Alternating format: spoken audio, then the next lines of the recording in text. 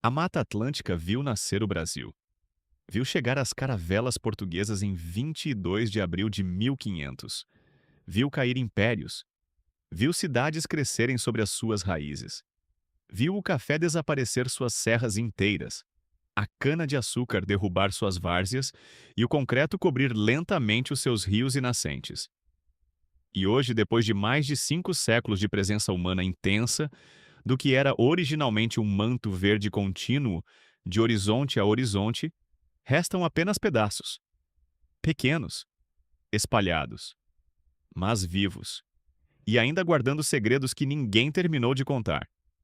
Sejam bem-vindos à Mata Atlântica, a floresta que viu o Brasil nascer.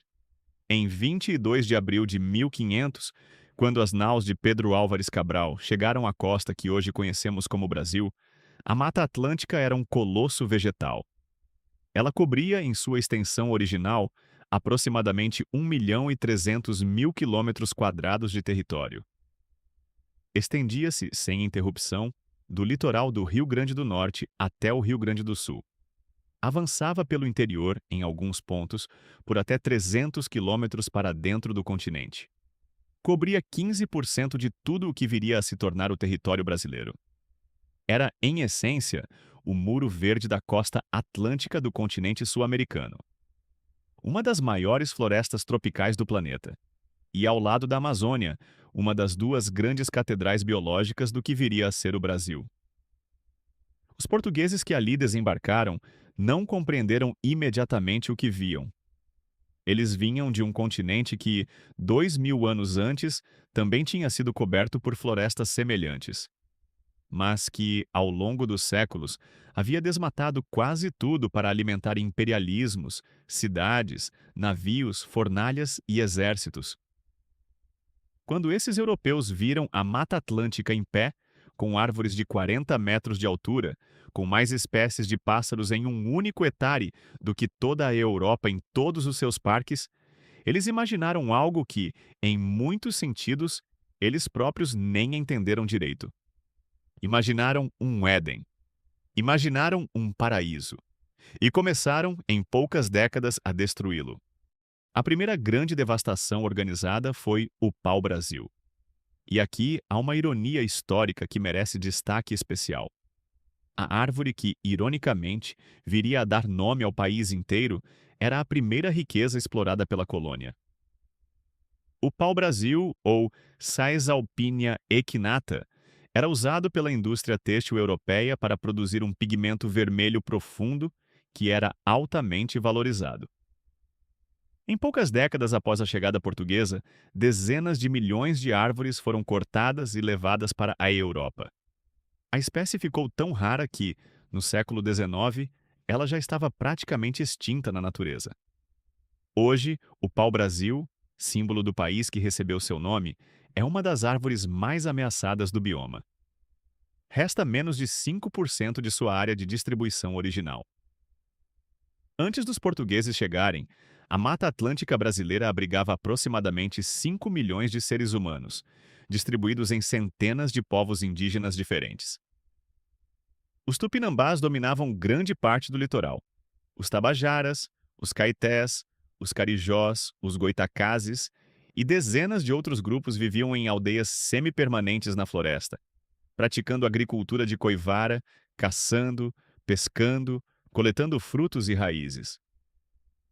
Esses povos haviam desenvolvido, ao longo de pelo menos 11.000 anos de presença humana documentada na região, técnicas refinadas de uso sustentável da floresta.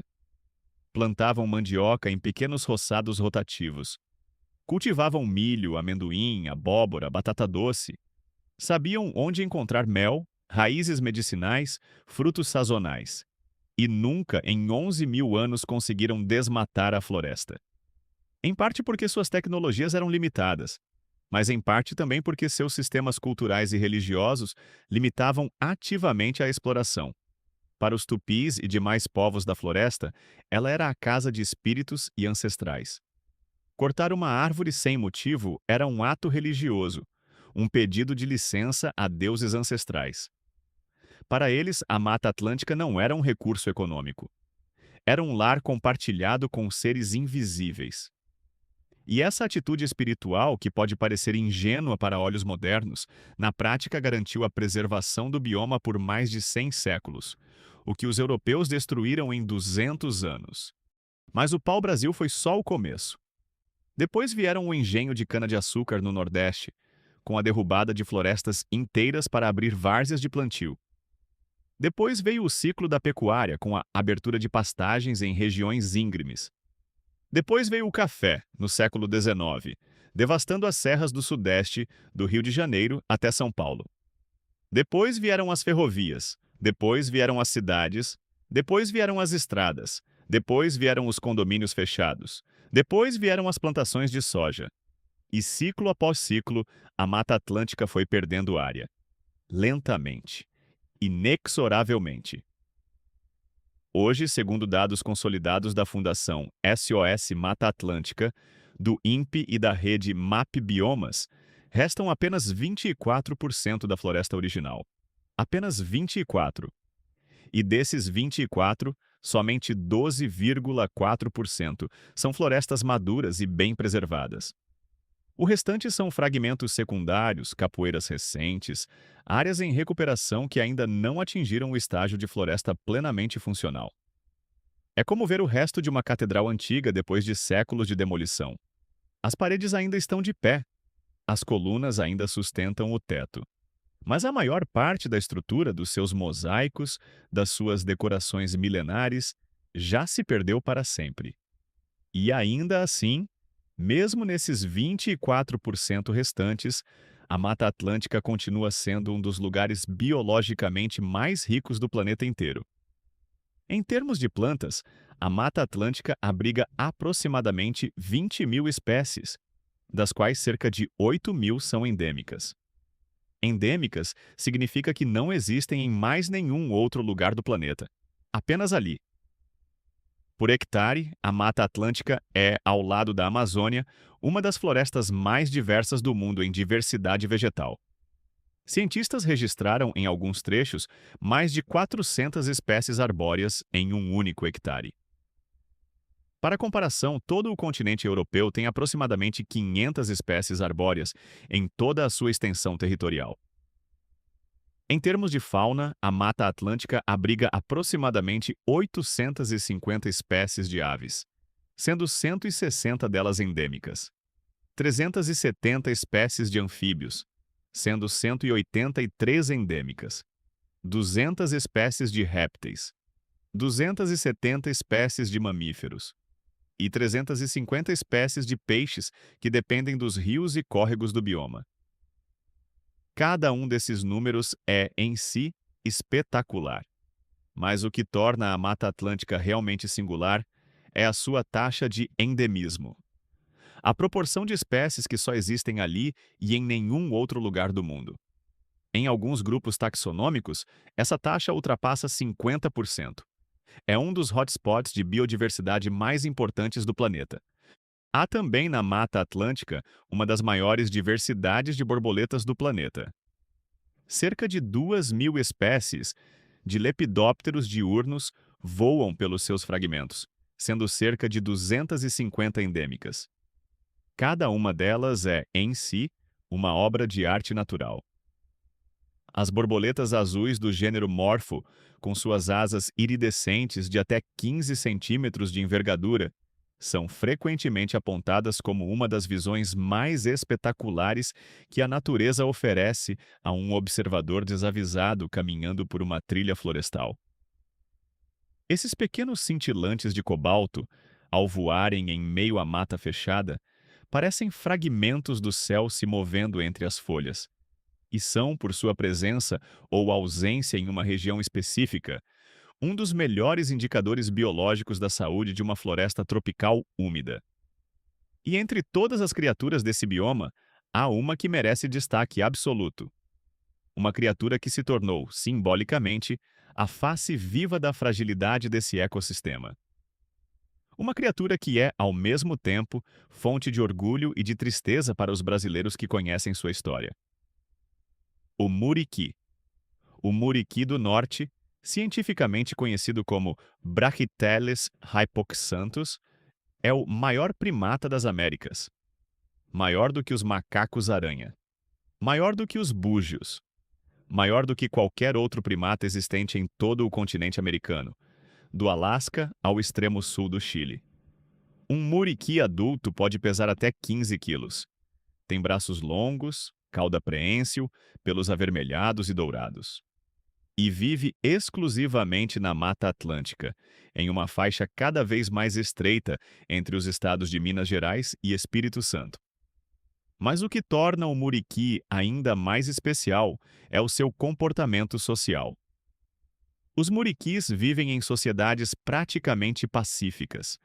Pesquisadores que estudam a espécie há décadas raramente registram brigas entre indivíduos. Não há hierarquia rígida de dominância como em outros primatas. Não há agressões frequentes pelo direito de acasalamento.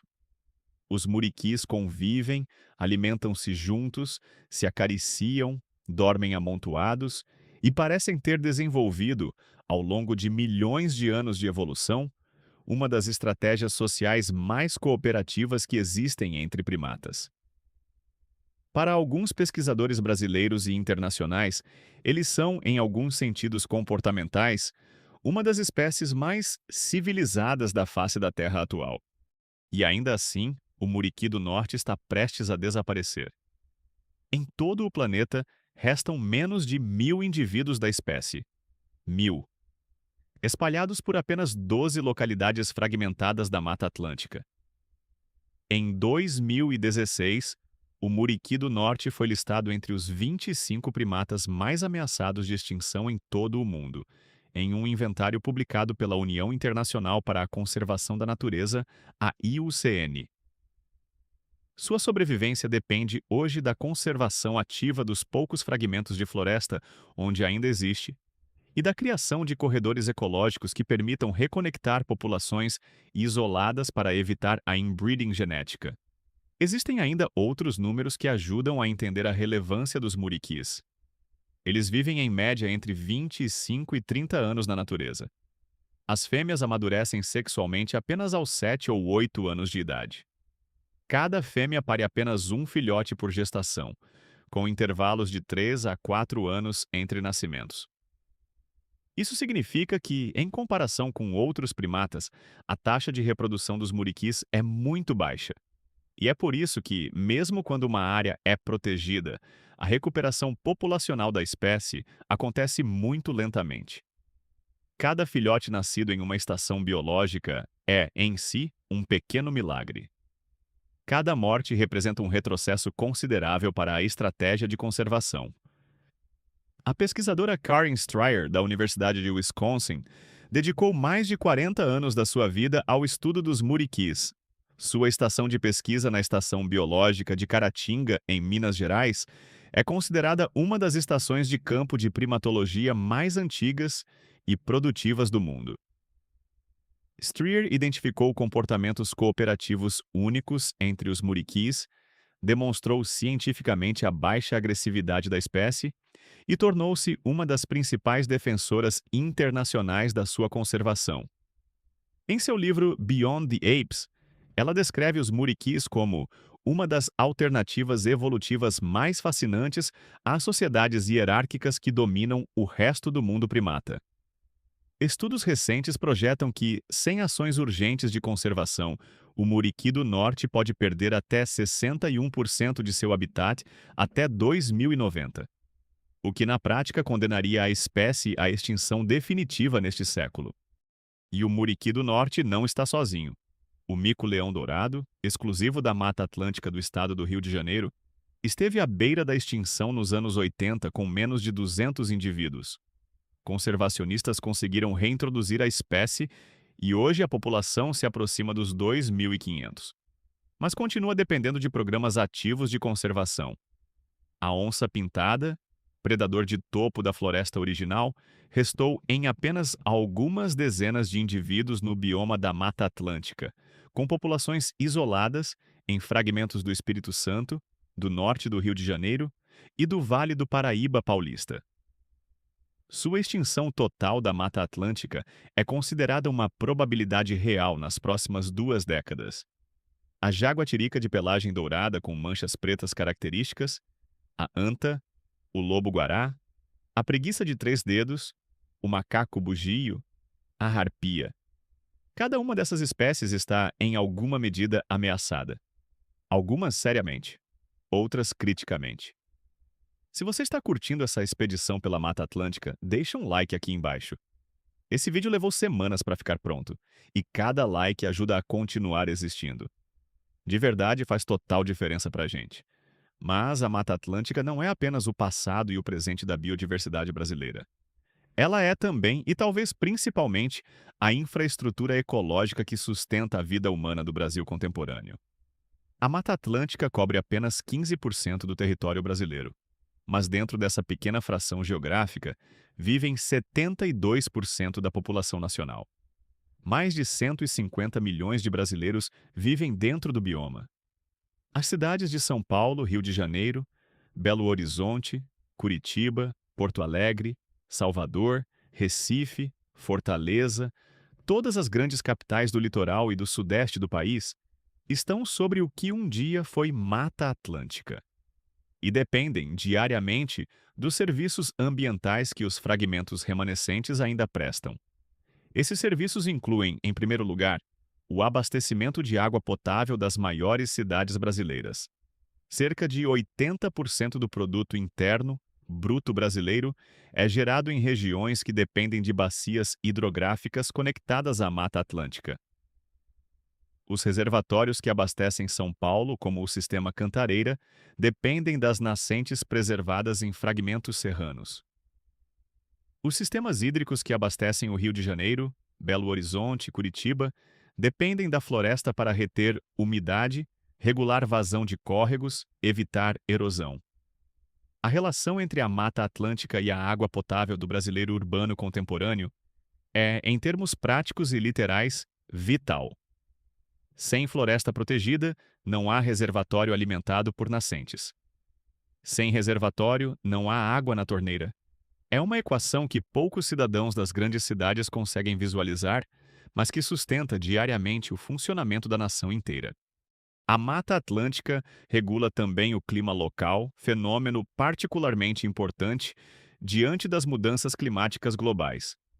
As florestas evapotranspiram milhões de litros de água por dia para a atmosfera, criando umidade, baixando temperaturas, gerando chuvas. Cidades que cresceram destruindo a floresta ao redor, como São Paulo, sofrem hoje os efeitos do que cientistas chamam de ilhas de calor. Temperaturas urbanas até 5 graus acima das temperaturas de áreas rurais próximas. Sem cobertura vegetal adequada, as cidades viram literalmente fornalhas urbanas. Com cobertura vegetal restaurada, elas voltam, lentamente, a respirar com saúde. Pesquisadores da Universidade Estadual de Campinas demonstraram em estudos publicados em 2020 que a destruição de florestas próximas a cidades como São Paulo já está alterando padrões climáticos regionais. Chuvas que historicamente caíam no início do verão estão chegando 2 a 3 semanas mais tarde. Períodos de seca estão se prolongando.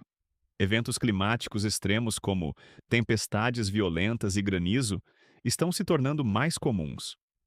Tudo isso interligado em uma teia de relações que cientistas estão apenas começando a documentar: a perda contínua da cobertura vegetal do bioma.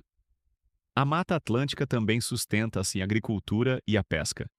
Os polinizadores naturais que ainda vivem em fragmentos florestais polinizam plantações comerciais de café, cacau, frutas e dezenas de outras culturas.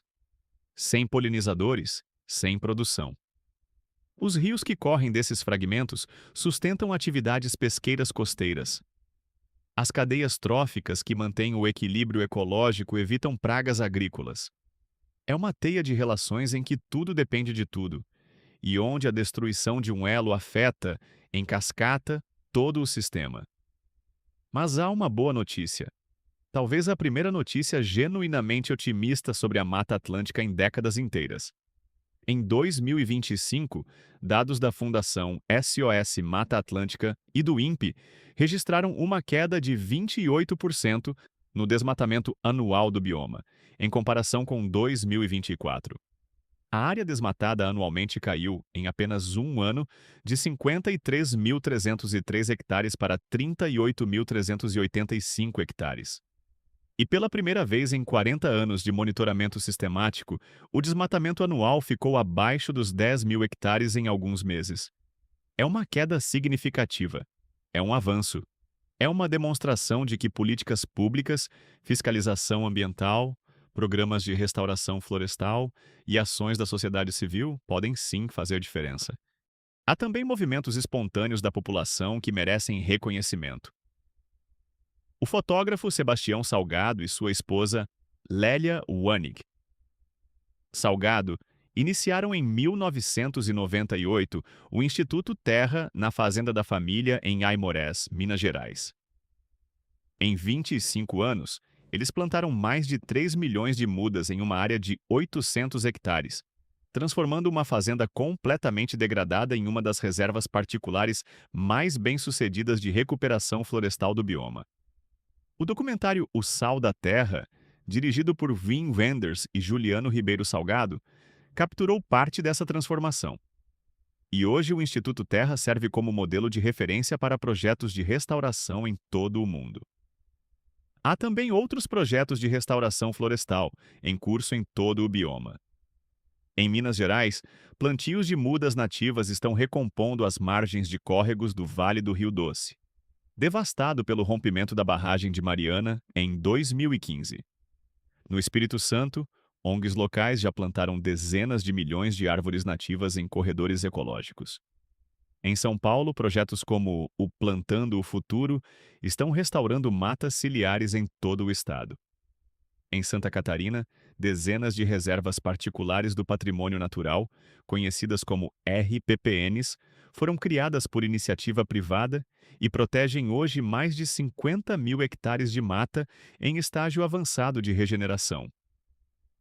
No Paraná, o programa Mata Ciliar plantou mais de 150 milhões de mudas nativas em margens de rios em apenas 2 décadas. E em Pernambuco, na chamada Zona da Mata, projetos de reflorestamento estão recuperando trechos de florestas que foram totalmente derrubadas no auge da cana-de-açúcar nos séculos XVI a XIX. No Rio de Janeiro, parques nacionais como o da Serra dos Órgãos e da Tijuca recuperaram áreas inteiras nos últimos 50 anos, transformando-se em ilhas verdes em meio à pressão urbana. A Floresta da Tijuca, em particular, é um caso fascinante e profundamente educativo. É a maior floresta urbana plantada do mundo, com aproximadamente 3.002 hectares, totalmente reconstruída pelo imperador Dom Pedro II a partir de 1861, depois que cafezais haviam devastado a Serra da Carioca. E em todo o bioma, comunidades indígenas, quilombolas, caiçaras, ribeirinhas e tradicionais de inúmeras outras origens continuam vivendo dentro da floresta, em uma relação que os antropólogos descrevem como biocultural. Não é apenas uma relação econômica, é uma relação espiritual, alimentar, ritual, medicinal. A Mata Atlântica também guarda uma das maiores concentrações de espécies de orquídeas selvagens do mundo, com mais de 1.500 espécies catalogadas no bioma, sendo aproximadamente 40% delas endêmicas. Bromélias, cactos epífitos, samambaias arbóreas que podem chegar a 8 metros de altura, palmeiras como o palmito jussara, a peroba rosa, o jequitibá rosa e o jacarandá da Bahia. Esta última espécie tão valiosa por sua madeira escura que foi praticamente extinta da natureza nos séculos XVII e XVIII para fornecer móveis para a aristocracia europeia. Cada uma dessas espécies vegetais é, em si, um capítulo profundo da história do bioma. Cada uma carrega, dentro do seu DNA, milhões de anos de evolução em uma floresta tropical úmida que está entre as mais antigas do planeta. E a Mata Atlântica, em sua forma original e intacta, foi também uma das maiores produtoras de biodiversidade endêmica de todo o continente sul-americano. Mais ainda do que a Amazônia, em termos de proporção entre espécies endêmicas e área total. Os tupinambás, os pataxós, os tupiniquins, os tabajaras e dezenas de outros povos originários ainda mantêm, em territórios menores e fragmentados, formas de relação com a Mata Atlântica que existiam antes da chegada dos europeus. E continuam ensinando, geração após geração, à sociedade nacional e mundial, uma lição muito profunda, que a floresta não é um recurso, é um parente. Uma família estendida que respira, alimenta, protege e, no fim, recebe a todos de volta. Em 2011, o programa Pacto pela Restauração da Mata Atlântica, criado por mais de 100 organizações ambientais brasileiras e internacionais, estabeleceu a meta de restaurar 15 milhões de hectares do bioma até 2050. Em 2023, essa meta foi atualizada para a inclusão dentro dos compromissos brasileiros para a redução de emissões de gases de efeito estufa estabelecidos no Acordo de Paris. Pela primeira vez na história do Brasil, a restauração florestal está sendo considerada uma estratégia explícita de combate às mudanças climáticas, com financiamento internacional disponível para projetos comprovados de plantio em larga escala. Se essa meta for cumprida, será uma das maiores operações de restauração florestal da história mundial. A Mata Atlântica é, em muitos sentidos, a primeira página da história ambiental brasileira. É a primeira floresta que perdemos. É a primeira floresta que estamos tentando recuperar. É o primeiro bioma onde a humanidade compreendeu, talvez tarde demais, talvez ainda em tempo, o que significa viver junto com a natureza em vez de viver contra ela. E quando você caminha por um trecho ainda preservado dela, no Parque Nacional do Itatiaia, ou na Serra do Mar, ou na Reserva da Cantareira, ou em qualquer das centenas de unidades de conservação ainda existentes, e você sente o cheiro tão único de terra molhada após uma chuva tropical, e ouve o canto do tangará dançarino, e vê um pequeno mico saltando habilmente entre folhas e galhos, você entende algo definitivo. Você entende que essa floresta é, ao mesmo tempo, antiga e atual. Ferida sim, mas ainda viva. Frágil em sua aparência, mas poderosa em sua persistência. Estamos perdendo, mas ainda não perdemos por completo. E talvez essa seja a verdadeira lição da Mata Atlântica, que algumas coisas no planeta podem mesmo ser recuperadas, que a destruição não é inevitável, que o desmatamento pode ser revertido, que comunidades humanas podem aprender, finalmente, a conviver com o que as alimenta. Não é fácil, não é rápido, mas é possível. E está acontecendo agora, em dezenas, em centenas de pontos da Mata Atlântica brasileira, ainda em pequena escala diante do desafio. A floresta que viu o Brasil nascer há mais de 5 séculos talvez ainda possa ver o Brasil descobrir, finalmente, o que significa ser brasileiro. Parte da floresta e não inimigo dela. Se esse vídeo te marcou, deixa um like aqui embaixo. Esse trabalho leva semanas para ficar pronto, e cada like ajuda a continuar existindo. E se inscreve no canal para acompanhar as próximas paisagens deste planeta. Que a próxima paisagem te encontre. Quem sabe ela seja em uma trilha do interior da nossa própria Mata Atlântica, ouvindo uma jassanã cantar pela primeira vez em sua vida.